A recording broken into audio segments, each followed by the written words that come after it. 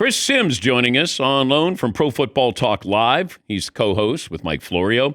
Also was there working the Super Bowl for NBC Football Night in America. Do you think we'll ever get to the point where there is load management in the NFL? No, I don't think so. I don't. I mean, it just, the league is so close. One game is equal to 5 games in the NBA or 10 games in the NFL and Major League Baseball, right? So, no, I mean, I think the only time you get to load management is with certain star players, maybe if they have some injuries and teams that are smart bring them along the right way. But no, I don't think that's ever going to be a thing in the NFL. Then explain to me what the Raiders did with Max Crosby, or is that tanking? Well, I think that was more tanking. Okay. I think, I think it was that maybe more than anything is tanking. He was dealing with a little bit of injury. Maybe they're saving himself from himself. But yeah, that's not, a load management thing there. The Max Crosby situation in general is going to be fascinating here as we go into the offseason, right? Because you usually sit there and go, wait, you don't trade a player of the caliber of Max Crosby and do that. But yet this is one of those where you can look at it and justify it a little bit, or at least go, I could see them doing it. He's 29 years old. As we know, hey, there's a formula in the NFL. Most defensive players hit 30. Teams don't want to give them big contracts, new contracts there. And the Raiders have so many needs on their football team. Wouldn't be shocked if he does get traded this offseason. He's one of my favorite players because he wants to play and he plays hard. Right. But if I'm the Raiders, I absolutely trade him. Yeah. Absolutely. I hate giving up on that, but I can't bring in a rookie quarterback with a rookie head coach and not have a good offensive line. Yeah, no, I hear you there. And you got to wonder, Max Crosby's getting to a point of his career where, I don't know if he wants to sit around for the next 2 years and be a part of the rebuilding process. So, yeah, I'm with you there, Dan, in a lot of ways. All right, let's look at some of the quarterbacking situations. What's the biggest question mark you have? What team, what quarterback? Well, I think the obvious one is probably Pittsburgh a little bit, just as far as where they go, a playoff football team. We got no idea who the quarterback is going to be. I mean, Aaron Rodgers, Mike McCarthy, it didn't necessarily seem like it ended the most perfect way when it was in Green Bay, and now here they may be thrusted back together. And then off of that, yes, do they bring him back? But is he going to understand that, like, the quarterback of the future is not on the roster of the Steelers? So, like, if they bring him back, is he going to be okay if, like, they draft Ty Simpson in the first round?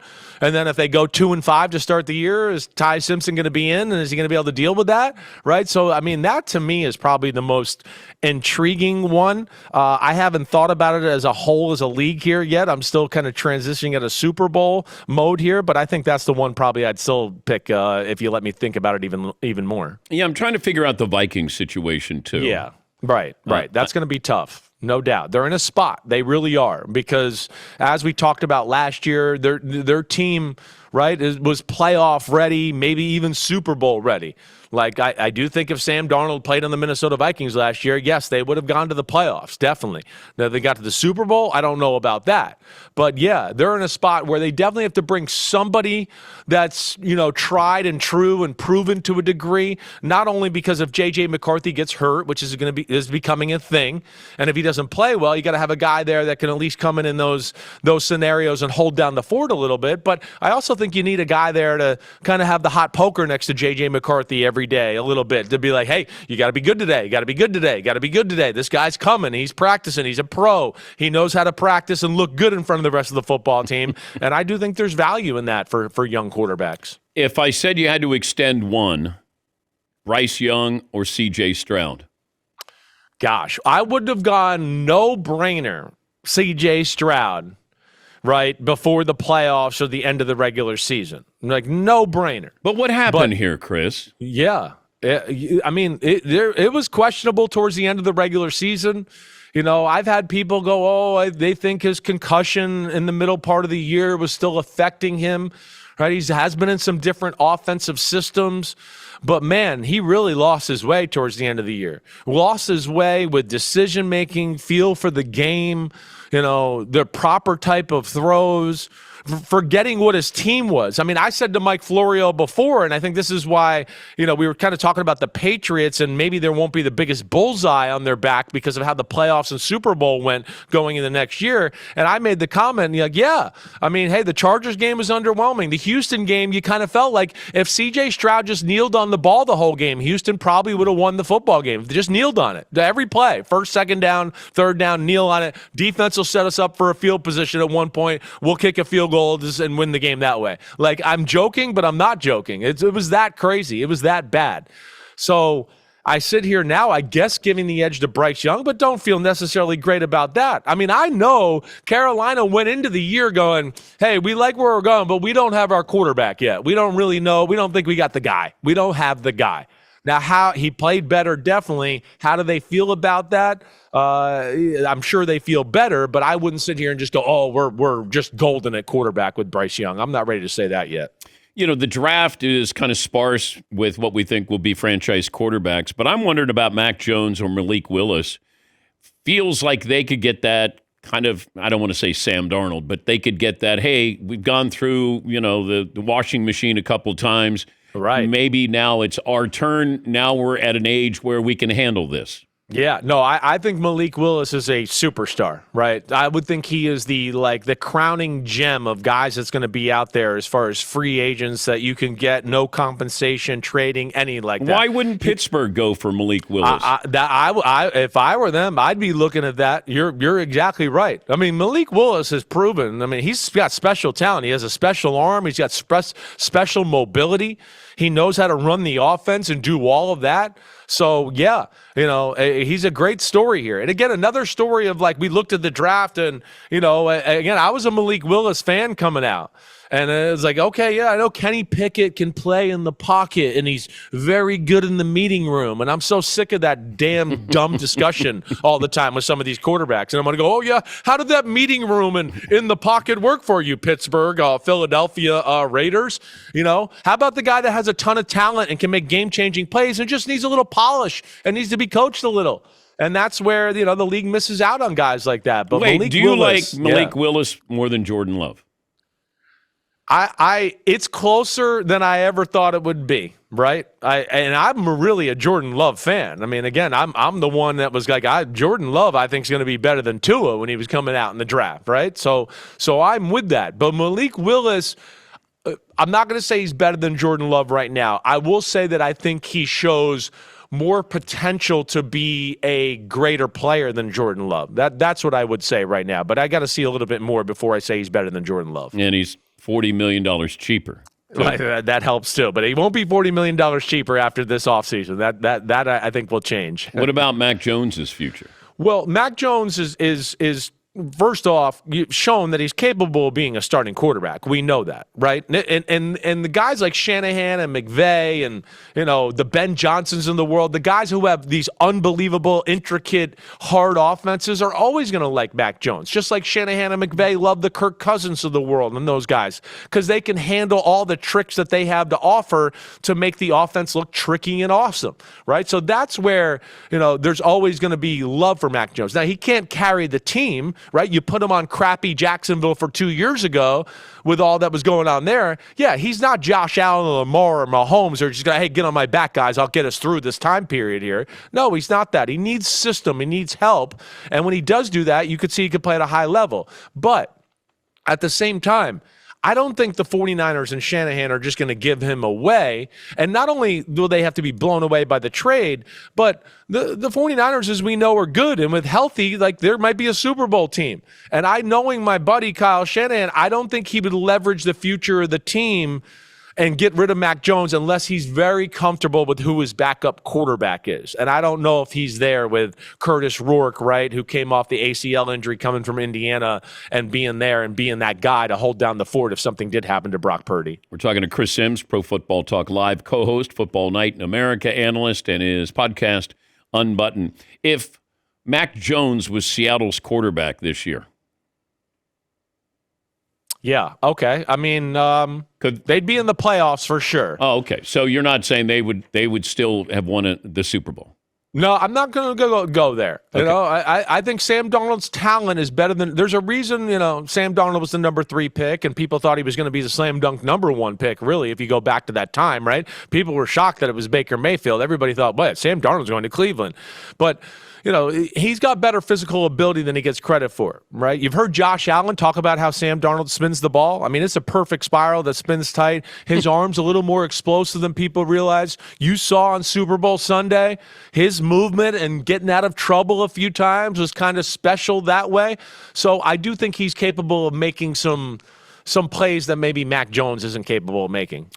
Let's go back to the Super Bowl. And it felt like, and I said this a couple of times on the show, if you said to Patriot fans beginning of the year, you're going to the Super Bowl, but you're not going to be competitive, would you sign up for that? And the answer is, of course, yes. Yes. But, man, it really feels like morale is low after the way they were beaten. Your first-round pick at left tackle gets, manhandled. Drake May didn't look good through the entire postseason. So now handicap the Patriots going into next season, knowing you have this Super Bowl loss hangover. Yeah, I think they're still going to be really good. They still got a lot of room on their cap space, kind of like what you alluded to. I mean, they were playing with house money. The fact that they got this far is incredible. I don't think they're going anywhere. I think they're going to continue to be a really good team. Now, I mean, can they get back to the Super Bowl and go 14-3? I don't know. They're going to have a first-place schedule next year. And if you look at the teams they're going to play next year on the road and all that, it's like, whoa, okay, whoa, yeah, it ain't going to be the same. And I think, morale is down because of like what you talked about. They didn't play very good football in the playoffs. I don't want to use the phrase they lucked into things, but things certainly with C.J. Stroud's play, the way Stidham, the Broncos, the snowstorm, that definitely helped out. And I think to your point too, and to me the biggest story going into the game was that the guy that was one vote away from being the MVP was historically bad in the playoffs, like historically. And same with the left tackle. And then we got to the halftime of the game, and it was like, whoa. Again, the guy that was one vote away from being the MVP is historically bad in the first half of the game, made one real throw in the first 3 quarters of the game. He stepped up and threw a deep curl route to Stephon Diggs in the first quarter, and I would say that was the only throw he made in the football game until the touchdown drive to make it 19-7 to start the fourth quarter. That's crazy when you say that out loud, right? And that's why I think morale's a little down overall, and they were dominated in the game, and it just didn't look good. But they shouldn't be down for long. It just should be about the game, and the future's bright for the New England Patriots. Yeah, but why didn't they make adjustments? You got 30 minutes at halftime, Chris. Yeah, right. Well, here. So here are I watched the game and on film, and this is what I do, and the podcast and Chris Sims Unbuttoned and all of that. First, I think the Patriots knew they weren't the better team.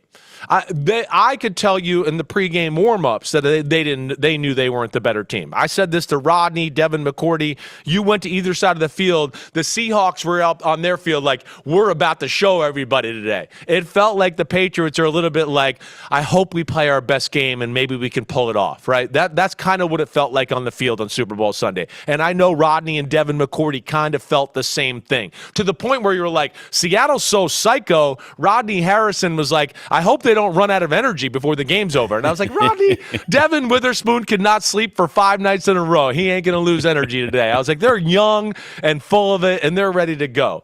But I do think the Patriots went in the game knowing that they weren't the better team.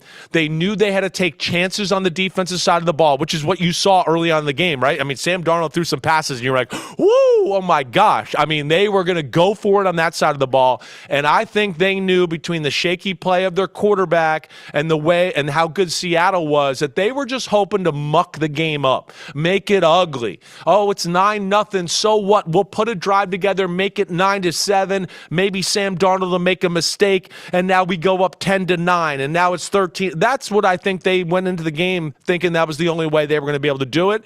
But the fact that they couldn't run the ball at all then kind of shift the onus onto Drake May, and the passing game and the pass protection and a bunch of other things, that went along with it led to, some really tough sledding in that department. It's an 8-hour pregame show, and you have a rundown meeting where you get all the analysts together. But at what point do you look at the rundown and realize that Rodney Harrison is going to question Tony Dungy's Hall of Fame vote? Was that one? Was that scripted? That was in the rundown? It was. I think kind of thrown into the rundown, and I'm not privy to all of these conversations, but I think it was thrown into the rundown when the Hall of Fame made the most egregiously stupid Tropic Thunder decision in the history of their Hall of Fame, with not putting Bill Belichick in with the most obvious should be first ballot Hall of Famer ever. So then it was like, whoa, we got to talk about this. And of course, Rodney and Devin being from the Patriots and all of that. And then yes, throughout the week, people started to question whether Coach Dungy definitely did that and all that. So, yeah, I think it kind of came organically, and Rodney wanted to question Coach Dungy on that situation. And I didn't get to see the segment in totality there, but it sounded like it went pretty good, even though Coach Dungy didn't quite answer the question all the way. Should he have answered the question? Well, you know me. I mean, I'm a big mouth who says everything. So, yeah, he should answer the question. I would have liked for him to answer the question. By not answering, isn't he answering the question? Right. Yeah, By not answering it, he answered it. Yeah. Exactly right. I would have called Rodney for targeting. I would have had to flag him on that. Well, play. I thought Rodney might go harder. I thought, Rodney, as we all know, like Mike Tyson at times can be like a pit bull on the loose. And you're just like, uh-oh, he's in that mode. Watch out. And I was kind of hoping the pit bull might get unleashed during that interview. But he kept tame there and stayed on leash, I guess. Thanks, as always, for joining us the entire season. We'll leave you alone for a little while. All right, just for a little while. Yeah. We got draft and free agency to talk about, so I'll be game for that whenever you're down. Thank you, bud. All right, thank you. Tell those jerks I said hi. Hey, jerks, he says hi. Chris Sims, Pro Football Talk Live, co-host Football Night in America. His podcast is Chris Sims Unbuttoned.